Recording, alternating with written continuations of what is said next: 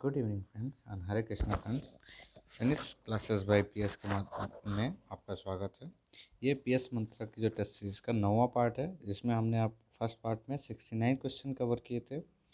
हम second part में next जो जितने हैं 140 क्वेश्चन तक कवर करेंगे। आते हैं हम स्टार्ट करते हैं आज के पहले क्वेश्चन से। पहला है, वह ब्याज दर जिस दर पर बैंक जो है अपने सर्वप्रिय विश्वसनीय ग्राहक को ऋण देता है, यह एक प्रकार से आधार ब्याज दर की भूमिका अदा करता है। निम्नलिखित में से कौन सा वो दर है, ये पूछ रहा है। तो वो है आपका पहला ऑप्शन सही है, प्राइम लैंडिंग रेट। ये जो है ये जो इसके माध्यम से क्या होता है, ये ऐसा ब्याज दर है जिसके माध्यम से जो विश्वसनीय ग्राहक होते हैं बैंक उसी को ऋण देता है। विश्वसनीय ग्राहक का तात्पर्य होता है जहाँ पे जोखिम शून्य होता है। नेक्स्ट क्वेश्चन है आपका, निम्न कथनों पर आपको विचार करना है, कौन सा सत्य है। कह रहा है 1956 में भारत सरकार द्वारा जीवन बीमा क्षेत्र का राष्ट्रीयकरण किया गया। दूसरा कह रहा है इसका जो उद्देश्य है वो सामाजिक सुरक्षा के जीवन बीमा के संदेश का प्रचार प्रसार करना था। तीसरा है लोगों की बचत प्रीमियम के रूप को राष्ट्र निर्माण में विकास में लगाना है। ठीक, पूछ रहा है कौन सा सही है। तो ऑप्शन आपका कौन सा सही है, डी होगा। ये तीनों के तीनों आपके ऑप्शन सही हैं। नेक्स्ट क्वेश्चन है, निम्नलिखित में से प्रधानमंत्री सुरक्षा बीमा योजना के संबंध में कौन सा कथन सत्य नहीं है, पूछ रहा है। इस योजना की शुरुआत 2015 में की गई, पहला कथन आपका सही है। दूसरा कथन क्या है, दूसरा कथन कह रहा है इसमें लाभार्थी की आयु जो होगी वो 18 से 70 वर्ष होनी चाहिए। ठीक, ये भी सही है। इस योजना की जो प्रीमियम राशि है वो 12 प्रतिवर्ष है। इसके तहत केवल केवल कह रहा है केवल आकस्मिक मृत्यु होने व वित्तीय सुरक्षा उपलब्ध कराई जाएगी। ये ऑप्शन आपका गलत है। क्यों? क्योंकि इसके अंतर्गत जो होगा वो आकस्मिक मृत्यु है, साथ साथ अगर पूर्ण विकलांगता की स्थिति में क्या होगा, आपको 2 लाख एवं अस्थायी आंशिक विकलांगता की स्थिति में 1 लाख की वित्तीय सुरक्षा प्रदान की जाएगी। नेक्स्ट क्वेश्चन है आपका, प्राथमिक रूप से स्थापित होने वाली जो नई कंपनियों के शेयरों को पहली बार किस बाजार में के तहत बेचा जाता है। तो ऑप्शन होगा आपका सही ए, प्राथमिक बाजार के तहत। ठीक, जो भी नई कंपनियां होती हैं, जो भी नई प्राथमिक रूप से स्थापित की जाती हैं नई कंपनियां, उनको पहली बार प्राथमिक बाजार में बेचा जाता है। ठीक है, इस प्रकार से जो नई स्थापित होने वाली कंपनियां होती हैं जो शेयर जारी करती हैं उनको क्या बोलते हैं, ये भी आपका वो उनको आईपीओ बोलते हैं। नेक्स्ट क्वेश्चन है, निम्नलिखित में से कौन सा कथन सत्य नहीं है, सत्य नहीं है पूछा। पहला ऑप्शन है भारतीय प्रतिभूति विनियमन बोर्ड की स्थापना 1988 में की गई। ठीक है। दूसरा कह रहा है वर्तमान में संवैधानिक दर्जा इसे प्राप्त है। तीसरा कह रहा है यह प्रतिभूति बाजार में निवेशकों को संरक्षण प्रदान करता है। चौथा कह रहा है यह प्रतिभूति बाजार में जुड़े कामगारों और निवेशकों को शिक्षा प्रदान करना का कार्य नहीं है। तो बता दो चौथा जो है ये सत्य नहीं है। क्यों? ये सेबी से रिलेटेड कथन है सारे। ठीक, सेबी से रिलेटेड। तो इसकी स्थापना जो हुई थी वो 1988 में हुई थी। वर्तमान में इसे किसके माध्यम से, जो सेबी अधिनियम सेबी एक्ट 1992 है उसके तहत, ठीक है, इसको एक संवैधानिक दर्जा भी प्राप्त है। इसमें जो है प्रतिभूति बाजार से जुड़े कामगारों और तथा निवेशकों को शिक्षा प्रदान करना इसका कार्य है। ये जो होगा नहीं है, इसका कार्य है, उसमें दिया जाता है। इसलिए डी ऑप्शन गलत है आपका। डेरिवेटिव्स के बारे में कथन सही नहीं है। डेरिवेटिव्स के बारे में जो कथन सही नहीं है वो आपका बी ऑप्शन है। इसका स्वयं का अपना मूल्य होता है, बल्कि ये होना चाहिए इसका स्वयं का अपना मूल्य नहीं होता है। ठीक, इसका कोई स्वयं का अपना मूल्य नहीं होता। ये वित्तीय उपकरण होते हैं, सही है। इसके अंतर्गत परिसंपत्तियों में प्रतिभूतियाँ, कमोडिटी, बुलियन मुद्राएं आती हैं, ये भी सही है। इसका जो फॉरवर्ड, फ्यूचर ऑप्शन आदि के रूप में भविष्य में क्रय विक्रय किया जाता है, ये भी आपका सही है। तो केवल बी ऑप्शन आपका सत्य नहीं है, क्योंकि इसका स्वयं का अपना मूल्य नहीं होता है, होना चाहिए। नेक्स्ट क्वेश्चन है निम्नलिखित में से कौन सुमेलित नहीं है। ठीक, कौन सा सुमेलित इसमें नहीं है। डेव जोन्स न्यूयॉर्क से रिलेटेड है, नैस्डैक यूएसए, वारसा नॉर्वे, संघाई चीन। ठीक, तो सही कौन सा नहीं है, जो सी ऑप्शन है ये आपका सही नहीं है। क्यों? वारसा जो शेयर बाजार है ये नॉर्वे नहीं, ये पोलैंड से संबंधित है। कहाँ से? पोलैंड से संबंधित है। ठीक है, जबकि जो नॉर्वे का शेयर बाजार का नाम क्या है, अगर देखा जाए तो नॉर्वे के शेयर बाजार का नाम है ओस्लो। नेक्स्ट क्वेश्चन है क्रैश शब्द जो है किस व्यापार से जुड़ा हुआ है। क्रैश शब्द जो है वो किस व्यापार से जुड़ा हुआ है, तो शेयर बाजार से जुड़ा हुआ है। नेक्स्ट क्वेश्चन आते हैं सरकार के विभिन्न विकासात्मक कार्यक्रमों के परिणामों को प्रस्तुत करने वाला जो बजट है वो क्या कहलाता है, तो कहलाता है आउटकम बजट। नेक्स्ट क्वेश्चन है बचत बैंक जमा, भविष्य निधि, डाक जमा, राष्ट्रीय लघु बचत निधि आदि जो हैं ये जमा राशियां सरकार की किस निधि में जमा किए जाते हैं, तो सारी जो हैं वो एक जो लोक लेखा निधि होती है उसमें सारी जमा होती हैं। कौन कौन सी? आपकी बचत बैंक जमा जो भविष्य निधि होती है, डाक जमा जो होता है, राष्ट्रीय लघु बचत निधि होती है, ये सारी जो हैं वो लेख लेखा विधि में जमा होती हैं। नेक्स्ट क्वेश्चन है निम्न में से कौन सा कथन सत्य है। पहला है सेवा कर एक अप्रत्यक्ष कर है। दूसरा है सेवा कर की शुरुआत जो है 1994 में की गई थी। तीसरा है सेवा कर केंद्रीय सूची का विषय है। लास्ट है उपयुक्त सभी कथन सत्य हैं। तो पूछ रहा है कौन सा जो है सत्य है, तो ये तीनों के तीनों आपके ऑप्शन सही हैं, डी ऑप्शन सही होगा। नेक्स्ट क्वेश्चन निम्नलिखित कथनों पर विचार कीजिए। पहला है प्रत्यक्ष कर जिस व्यक्ति पर आरोपित किया जाता है उसी से वसूला जाता है। दूसरा कह रहा है यह एक प्रगतिशील कर है। तो दोनों में से कौन सा कथन आपका सत्य है, तो ये दोनों के दोनों आपके कथन सत्य हैं। प्रत्यक्ष कर जो होता है वह कर है जिसमें कराघात इम्पैक्ट ऑफ टैक्स और करापात इंसिडेंस ऑफ टैक्स दोनों ही एक ही व्यक्ति पर लगता है, अर्थात जिस व्यक्ति पर यह कर आरोपित किया जाता है उसी से वसूला भी जाता है। इसे किसी भी स्थिति में अन्य व्यक्ति को स्थानांतरित नहीं किया जाता है। ठीक है, यह एक प्रगतिशील कर है।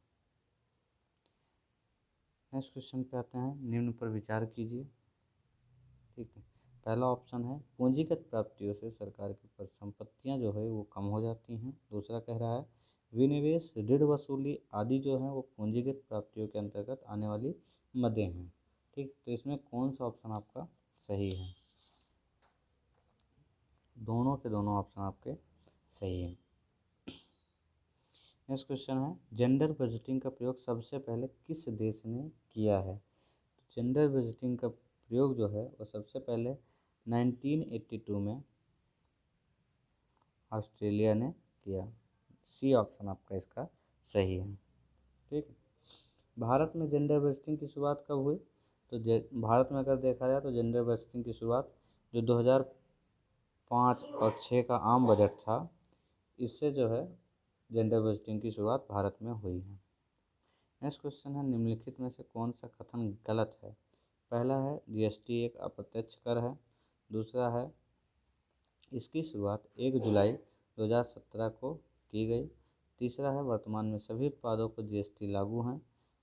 चौथा है जीएसटी में सभी अप्रत्यक्ष कर शामिल नहीं हैं। ठीक, तो पूछ रहा है कौन सा कथन आपका असत्य नहीं है, असत्य है, ये पूछा है ना, कौन सा कथन आपका गलत है, तो गलत है आपका सी वर्तमान में सभी उत्पादों पर जीएसटी लागू है, ये गलत है। ठीक, सभी उत्पादों पे वर्तमान में सभी उत्पादों पर लागू नहीं है बल्कि कुछ ही चीज़ों पे लागू है। नेक्स्ट क्वेश्चन है निम्न कथनों पर विचार कीजिए। संविधान का अनुच्छेद जो 270 है वो केंद्र को अधिभार और उपकर लगाने का अधिकार देता है। दूसरा कह रहा है केंद्र सरकार इन्हें राज्यों के साथ साझा करने के लिए बाध्य नहीं है। तीसरा कह रहा है इनकी प्रकृति जो है वो अस्थायी होती है।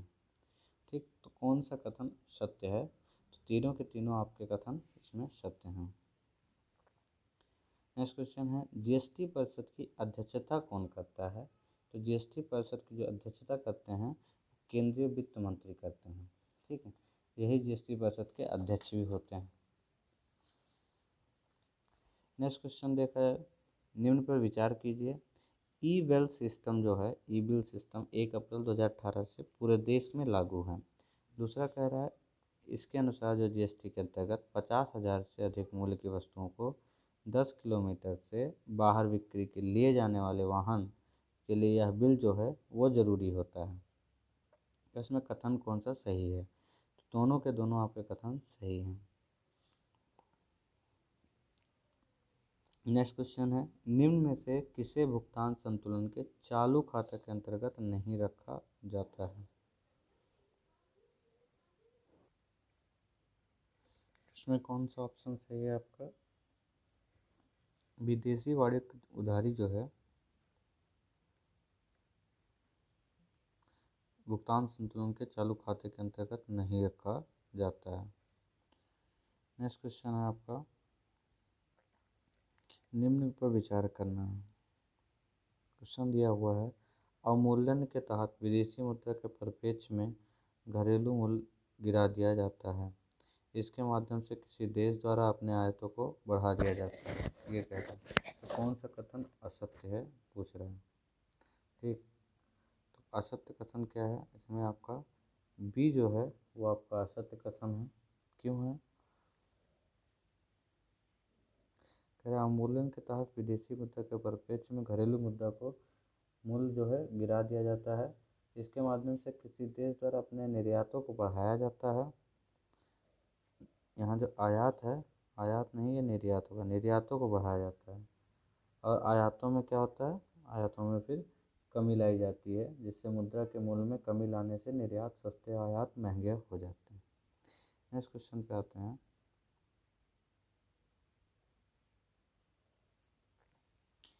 निम्न में से पूंजी खाते का संबंध किससे है? निम्न में से पूंजी खाते का संबंध किससे है? पहला है एक देश जो अन्य के साथ वित्तीय लेन देन का लेखा जोखा रखता है। दूसरा कह रहा है कि वस्तुओं का आयात निर्यात। तीसरा है सेवाओं का आयात निर्यात। लास्ट है उपयुक्त सभी। तो पूंजी खाते का संबंध किससे है? एक देश के साथ, मतलब एक देश का अन्य के साथ जो है वित्तीय लेन देन लेखा जोखा होता है, वो पूंजी खाते से संबंधित होता है। नेक्स्ट क्वेश्चन है, उत्तर प्रदेश में वर्षा ऋतु के संबंध में कौन सा कथन सही है? ठीक, पहला कह रहा है प्रदेश की सर्वाधिक जो वर्षा होती है वो गोरखपुर जनपद में होती है।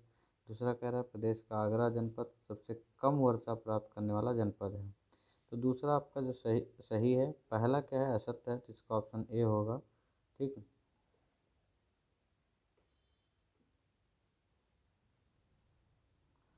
तो ऑप्शन असत्य पूछा है, हाँ तो पहला होगा।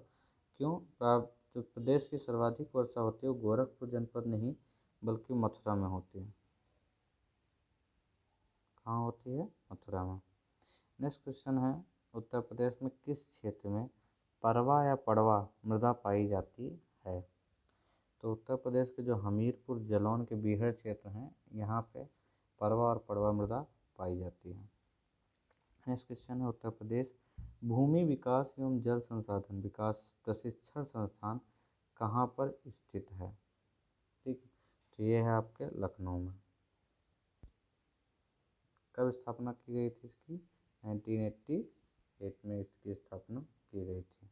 इसका कार्य जो है वो प्रदेश में जनपदों में बंजर भूमि विकास कार्यक्रम को जल प्रबंधन कार्यक्रम करना और जो सूखा बहुल क्षेत्र है उसमें सुधार कार्यक्रम चलाए जाने का कार्य है। नेक्स्ट क्वेश्चन है, उत्तर प्रदेश सरकार द्वारा प्रस्तुत बजट 2021-22 का केंद्र बिंदु क्या घोषित किया गया है? तो केंद्र बिंदु घोषित किया गया है वो स्वावलंबन से सशक्तिकरण, ये जो है ये इसका केंद्र बिंदु है। D option. उत्तर प्रदेश में खाद्य प्रसंस्करण उद्योग नीति किस वर्ष प्रस्तुत की गई थी? तो ये की गई थी आपकी 2017 में। नेक्स्ट क्वेश्चन है, निम्नलिखित में से कौन सा सांस्कृतिक स्थल अयोध्या में स्थित नहीं है? बहू बेगम का मकबरा, गुप्तार घाट, रामकथा संग्रहालय, वाल्मीकि आश्रम। ठीक, जो बहू बेगम का मकबरा ये अयोध्या में स्थित नहीं है। ठीक,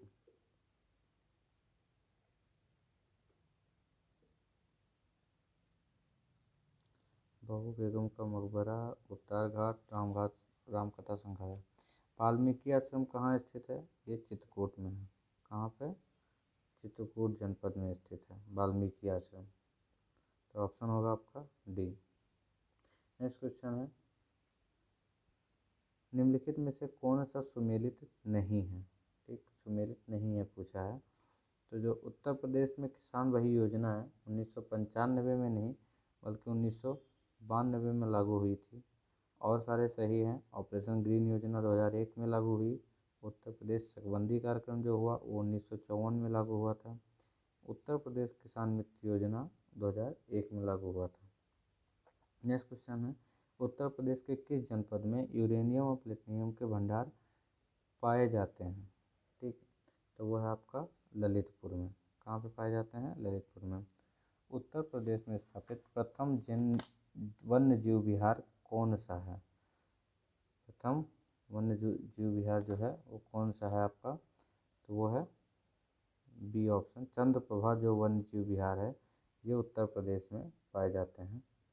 ठीक है, कहाँ पे हैं ये चंदौली में पाए जाते हैं। कहाँ पे? चंदौली में। नेक्स्ट और भी ऑप्शन जो हैं इनका बता दें। राष्ट्रीय चंबल जो वन्य जीव विहार है ये कहाँ पाया जाता है? तो ये आगरा में पाया जाता है और इटावा दोनों के बीच में है। आगरा इटावा में आपका पाया जाता है राष्ट्रीय चंबल वन्य जीव विहार। किशनपुर जो वन्य जीव विहार है यह लखीमपुर खीरी में है। किशनपुर जो है वो लखीमपुर खीरी में है। और फिर पड़ता है आपका हस्तिनापुर वन्य जीव विहार जो है हस्तिनापुर, ये आपका मेरठ और मुजफ्फरनगर इन जनपदों में आता है। नेक्स्ट क्वेश्चन है, निम्नलिखित में से सुमेलित कीजिए। एक तरफ पक्षी विहार है, एक तरफ उसका जनपद दिया हुआ है, कौन कहाँ पे है? ठीक, तो लाख बहोसी कहाँ पे है? ये रायबरेली, ये कन्नौज में है। और तीसरे पे आएगा समसपुर, ये कहाँ पे है? समसपुर आपके रायबरेली में है। समान जो है ये मैनपुरी में। और विजय सागर महोबा में। तो ऑप्शन क्या होगा? 3, 1, 2, 4। और 3, 1, 2, 4 किस ऑप्शन में है? सबसे लास्ट डी ऑप्शन आपका इसमें सही है। नेक्स्ट क्वेश्चन है, केंद्रीय बजट 2021-22 में कृषि क्षेत्र के ऋण के लिए कितने धन का प्रावधान किया गया है? ठीक, तो वो किया गया है 16.5 लाख करोड़ रुपए। नेक्स्ट क्वेश्चन है, निम्नलिखित में से कौन सा सुमेलित नहीं है? खाद्यान्न बैंक योजना जो है वो 2001 में लागू की गई। दूसरा कह रहा है अंत्योदय जन अन्न योजना 2000 में लागू की गई।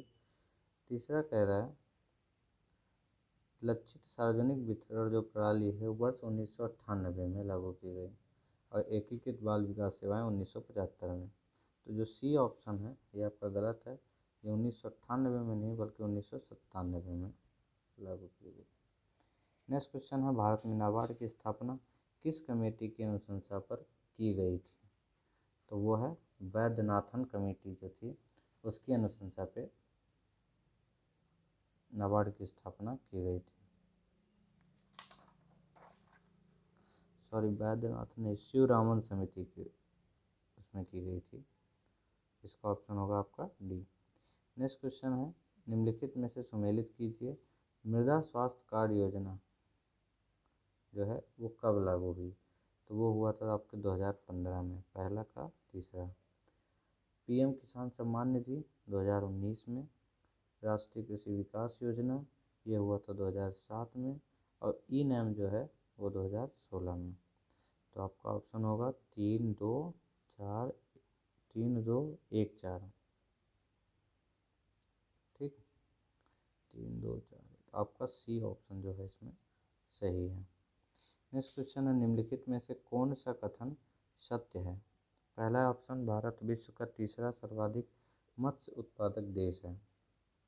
ठीक, चौथा कह रहा है भारत विश्व में फल और सब्जियों का सर्वाधिक उत्पादक देश है। तो ये दोनों के दोनों सत्य नहीं है, असत्य हैं। क्यों? भारत विश्व का तीसरा नहीं दूसरा सर्वाधिक मत्स्य उत्पादक देश है। ठीक, और भारत विश्व में फल सब्जियों का दूसरा, सर्वाधिक नहीं, सर्वाधिक में पहला है, दूसरा जो है उत्पादक देश है। नेक्स्ट क्वेश्चन है, निम्नलिखित में से कौन सा सुमेलित नहीं है। कह रहा है पीएम मुद्रा योजना 2014 में लागू हुई, स्टैंड अप इंडिया योजना 2015, मेक इन इंडिया कार्यक्रम 2016। तो इसमें से कौन सा सुमेलित नहीं है पूछ रहा है। ठीक, तो ये तीनों के तीनों सुमेलित नहीं है। क्यों? पीएम मुद्रा योजना जो है ये 2015 में लागू हुई, स्टैंड अप इंडिया कार्यक्रम जो था 2016 में, और मेक इन इंडिया जो कार्यक्रम था ये 2014 में लागू हुआ। तो तीनों के तीनों सुमेलित नहीं है। नेक्स्ट क्वेश्चन है, वित्तीय वर्ष 2019-20 में भारत का शीर्ष व्यापारिक जो भागीदार कौन सा देश था। तो आपका है ऑप्शन यूएसए, संयुक्त राज्य अमेरिका। नेक्स्ट क्वेश्चन है, निम्नलिखित में से किस राज्य के साथ उत्तर प्रदेश की सीमा नहीं लगती।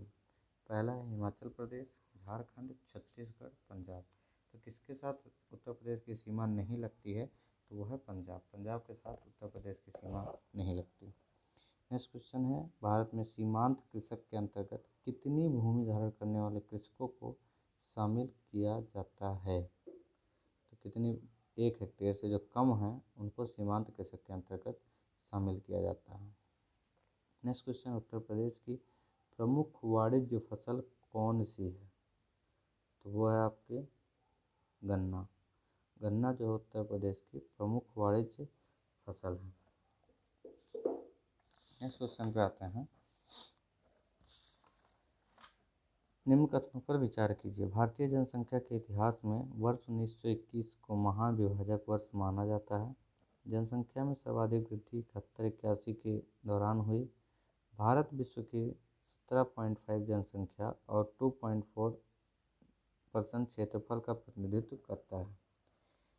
तो इसमें सही कौन सा है? सही कथन आपका है 1 और 3।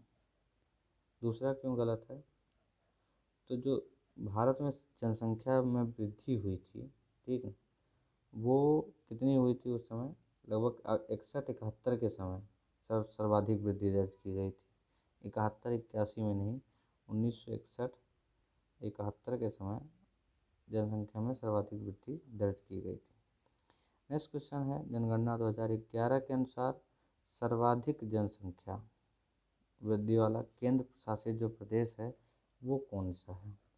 तो आपका है दादरा नगर हवेली। यहाँ पे 2011 में 50.9% जनसंख्या वृद्धि का रेट देखा गया था, जो केंद्र शासित प्रदेशों में सर्वाधिक रही है। न्यूनतम महिला साक्षरता वाले राज्यों पर विचार कीजिए। राजस्थान, बिहार, झारखंड, इनमें से उचित जो है वो आरोही क्रम में लगाइए। ठीक है, आरोही असेंडिंग ऑर्डर में करना है। तो सबसे पहला कौन सा आएगा आपका? बिहार, फिर राजस्थान, फिर झारखंड। ठीक, तो सबसे ज़्यादा, सबसे कम जो जन साक्षर है बिहार, फिर उसके बाद राजस्थान, फिर झारखंड। ठीक, सी ऑप्शन सही है। जनगणना 2011 के अनुसार 0 से 6 आयु वर्ग के लिंगानुपात में सर्वाधिक वृद्धि जो दर्ज करने वाला राज्य कौन सा है। ठीक, तो वह है पंजाब। नेक्स्ट क्वेश्चन है, निम्नलिखित में से कौन सा सर्वाधिक लिंगानुपात वाला केंद्र शासित प्रदेश है। कौन सा केंद्र शासित प्रदेश पूछ रहा है। ठीक, तो वह है आपका पुडुचेरी। कितना लिंगानुपात है यहाँ पर? 1037। ठीक, अगर देखें तो लक्षद्वीप का कितना है? लक्षद्वीप का 947 है, दिल्ली का 868 है, और चंडीगढ़ का जो है 818 है। सबसे ज़्यादा पुडुचेरी का ही है। नेक्स्ट क्वेश्चन है, निम्नलिखित कथनों पर विचार कीजिए। सर्वाधिक अनुसूचित जनजाति जनसंख्या वाला राज्य मध्य प्रदेश है। दूसरा कह रहा है सर्वाधिक अनुसूचित जनजाति प्रतिशत जनसंख्या वाला राज्य जो है वो अरुणाचल प्रदेश है। एक प्रतिशत जनसंख्या वाला राज्य है, एक सर्वाधिक जनसंख्या वाला राज्य। तो दोनों ऑप्शन में कौन सा सही है? तो केवल ए सही है। क्यों?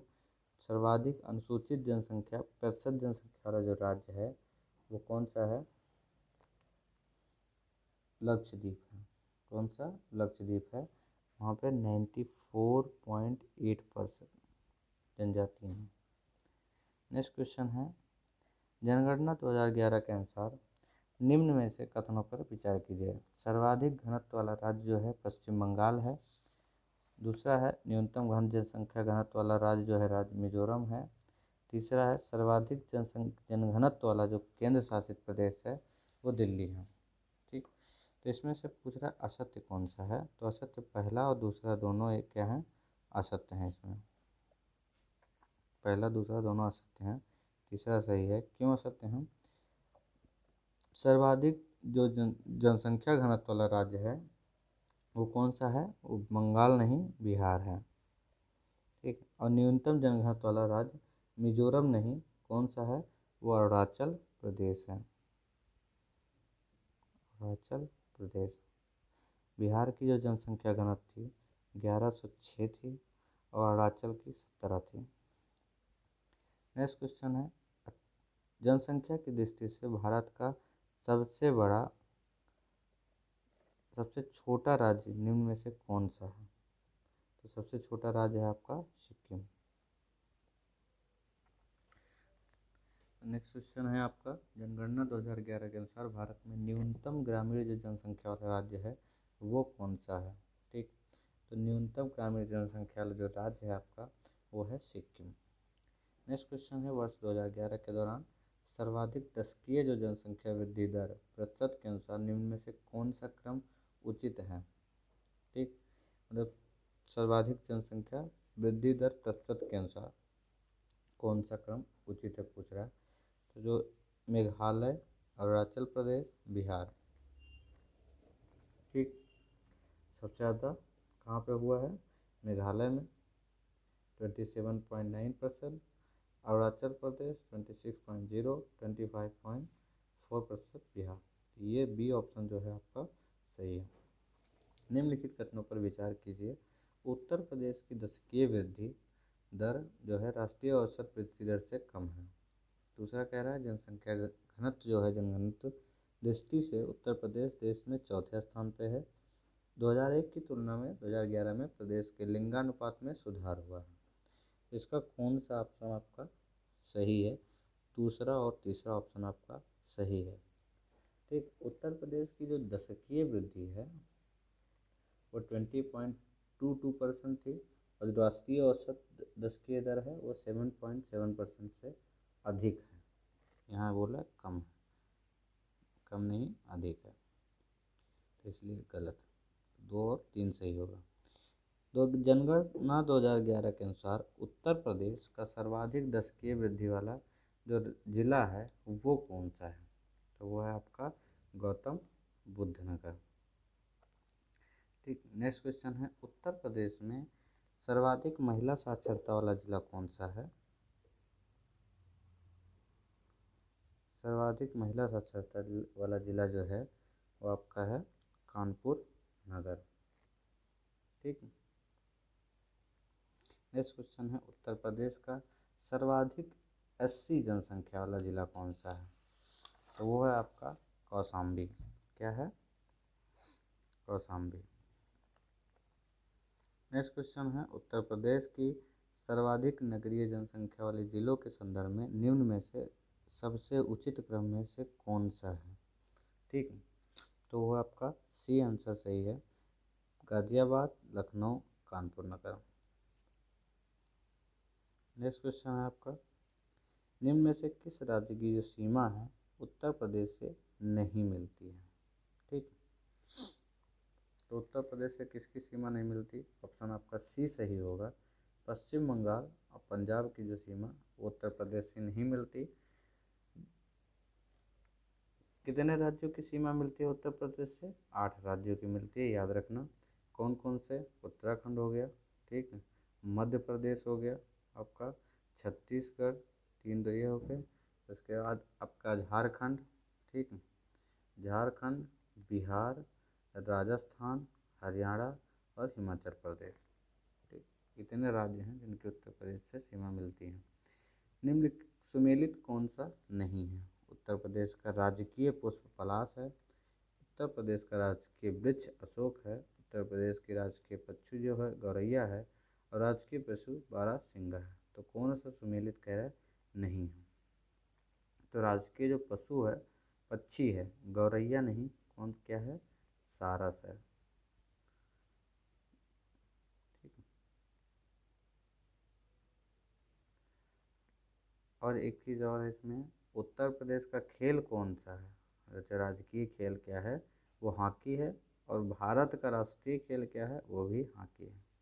नेक्स्ट क्वेश्चन, निम्नलिखित कथनों पर विचार कीजिए। उत्तर प्रदेश का जिला जो ललितपुर है वो 3 ओर से मध्य प्रदेश से घिरा है।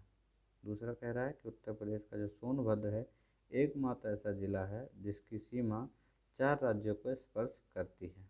कह रहा है कौन सा कथन सत्य नहीं है?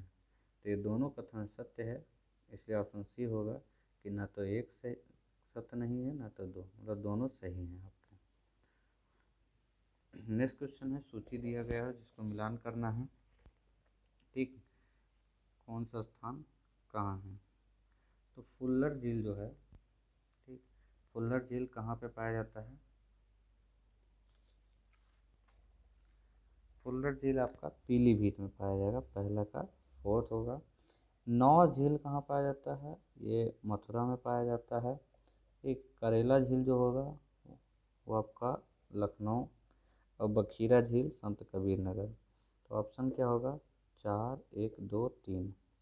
अब ऑप्शन देख लेते हैं कहाँ पे है। डी ऑप्शन आपका सही है। ठीक है। अगर अन्य झील देखा जाए तो जो सूर सरोवर झील है आगरा में, लीलौर झील बरेली, बेंती झील जो है वो प्रतापगढ़ में है, और मोती झील जो है वो कानपुर नगर में है। नेक्स्ट क्वेश्चन आते हैं, उत्तर प्रदेश खादी ग्रामोद्योग बोर्ड की स्थापना कब हुई थी? तो ये हुई थी 1960 में। नेक्स्ट क्वेश्चन है, कौन सा सुमेलित नहीं है? लोकसभा उत्तर प्रदेश में और संख्या बताई जाएगी। लोकसभा में 80 है। ठीक है। दूसरा है विधानसभा में 411, राज्यसभा में 31, विधान परिषद में 100। तो इसमें से कौन सा सुमेलित नहीं है पूछा है। ठीक है। तो जो बी ऑप्शन है, विधानसभा में 411, यही सुमेलित नहीं है। विधानसभा में इसके 403 हैं। ठीक है, और सारे सुमेलित हैं। नेक्स्ट क्वेश्चन है, फिर सुमेलित करना है तटवर्ती नगर और नदी। गोरखपुर के नज़दीक कौन सी नदी है? गोरखपुर के पास, तो गोरखपुर के पास अगर देखा जाए जो राप्ती नदी है, पहला ही राप्ती नदी है, ये गोरखपुर के पास पाई जाती है। मुरादाबाद जो है उसके पास रामगंगा नदी है तटवर्ती क्षेत्र में। प्रतापगढ़ में सही है, और हमीरपुर में यमुना। तो आपका ऑप्शन होगा 1, 4, 2, 3। तो 1, 4, 2, 3 कहाँ है? सी ऑप्शन आपका सही है। नेक्स्ट क्वेश्चन आते हैं, सुमेलित नहीं है। बांध के बारे में दिया हुआ है और साथ में उसके बगल में नदी दी गई है। ठीक है, तो कौन सा सुमेलित नहीं है? रिहंद जो है, टोंस नदी, ये जो है सुमेलित नहीं है। क्यों? रिहंद जो है वो रिहंद नदी पर ही है, टोंस नहीं, बल्कि जो रिहंद नदी है उसी पर है। रिहंद बांध जो है वो रिहंद नदी पर है। ठीक है, जो सोनभद्र जिले में स्थित है। नेक्स्ट क्वेश्चन है, निम्नलिखित कथनों पर विचार करें। थारू जनजाति के लोगों में संयुक्त परिवार प्रथा प्रचलित है। दूसरा है थारू जनजाति मुख्यतः बुंदेलखंड में निवास करती है। तीसरा है थारू जनजाति जो होती हैं वो लोग दीपावली को शोक वर्ष के रूप में मनाते हैं। ठीक है, तो कौन सा ऑप्शन आपका सही है पूछा है? सत्य है। तो ऑप्शन आपका होगा 1 और 3 जो है वो आपका सही है। थारू जनजाति कहाँ निवास करती हैं? ठीक है, तो जो थारू जनजाति हैं ये इनका संबंध किरात वंश से जुड़ता है। ठीक है, ये मुख्यतः क्या है, गोरखपुर के आसपास में पाई जाती हैं। गोरखपुर के जो आसपास हैं इनमें पाई जाती हैं। ठीक है, और इनमें सबसे ज़्यादा बदला विवाह प्रचलित है। तराई क्षेत्रों में अधिकतर थारू जनजाति जो है वो पाई जाती है। नेक्स्ट क्वेश्चन है, चुनार, चुर्क, डाला इन स्थानों पर स्थापित जो कारखाने हैं वो किस उद्योग से संबंधित हैं? तो ये हैं आपके सीमेंट से संबंधित हैं। नेक्स्ट क्वेश्चन है, सूची दी हुई है, उसमें आपस में मिलान करनी है। ठीक, क्या है, खेल का सामान कहाँ पे, तो खेल का सामान मेरठ, टेराकोटा गोरखपुर, कांच का सामान कहाँ पे है, फिरोजाबाद, दिया सिलाई जो उद्योग है वो बरेली में है। तो ऑप्शन 1 2 3 4 बी ऑप्शन आपका सही होगा। नेक्स्ट क्वेश्चन है, सुमेलित करना है। सुमेलित कौन सा है पूछ रहा है। ठीक है, डैशपुर मिर्ज़ापुर, बॉक्साइट बस्ती, डोलोमाइट का जो खनिज है वो महोबा में, जिप्सम हमीरपुर। तो कौन सा सुमेलित है, तो जो जिप्सम है ये तो है हमीरपुर में है। ठीक है, डैशपुर मिर्ज़ापुर में नहीं। ठीक, ये महोबा ललितपुर और झांसी में है। बॉक्साइट क्या है, बस्ती नहीं, ये चित्रकूट वाराणसी में। और डोलोमाइट जो है वो सोनभद्र में। कहाँ पे, सोनभद्र में। यूरेनियम जो है वो कहाँ पे है, तो यूरेनियम आपके ललितपुर में है। नेक्स्ट ऑप्शन है, सूची दिया हुआ है उसमें आपको मिलान करना है। रानीपुर वन्यजीव विहार कहाँ पाया जाता है, तो ये रानीपुर जो वन्यजीव विहार है ये आपके चित्रकूट में पाया जाता है। कैमूर वन्यजीव विहार ये कहाँ पे है, तो ये आपके मिर्ज़ापुर में है। ठीक, उसके बाद आता है सोहागी, सोहागी बरवा वन्यजीव विहार, ये कहाँ पे है, तो ये महाराजगंज गोरखपुर। किशनपुर वन्यजीव विहार ये कहाँ पे है, तो ये फिर लखीमपुर में पाया जाता है। ठीक, तो ऑप्शन क्या होगा आपका, 3 2 1 4, 3 2 1 4, ए ऑप्शन आपका सही होगा। नेक्स्ट क्वेश्चन है, सूची दी हुई है उसको मिलान करना है। ठीक, कह रहा है उत्तर प्रदेश संगीत जो नाट्य अकादमी है वो कहाँ पे, वो लखनऊ में है। निराला आर्ट गैलरी वो कहाँ पे है, तो वो प्रयागराज में है। ठीक, निराला आर्ट गैलरी। अंतर्राष्ट्रीय रामलीला केंद्र अयोध्या में। और भारतीय लोक कला परिषद वाराणसी में। तो ऑप्शन होगा आपका 1 4 3 2। तो देखते हैं किसमें है, 1 4 3 2, सी ऑप्शन आपका सही है। आज के लास्ट क्वेश्चन पे आते हैं, सूची में मिलान करना है। राजकीय चर्म संस्थान कहाँ पर पाया जाता है, जो राजकीय चर्म संस्थान है ये कानपुर में है। उत्तर प्रदेश उद्यमिता विकास संस्थान कहाँ पे है, तो यह है लखनऊ में। उत्तर प्रदेश राज्य औद्योगिक विकास प्राधिकरण ये कानपुर में। और फूड क्राफ्ट इंस्टीट्यूट जो है वो अलीगढ़ में है। ठीक, तो आपका ऑप्शन होगा 1 3 4 2, 1 3 4 2, डी ऑप्शन आपका सही है। टेस्ट सीरीज 9 आपका आज समाप्त हुआ है। ठीक है, इसको कैसे जो भी हैं 1.5 स्पीड से इसको करके जल्द से जल्द फास्ट रिवीजन कर लीजिए। 5 दिसंबर ज़्यादा समय नहीं है। Thank you so much for this session.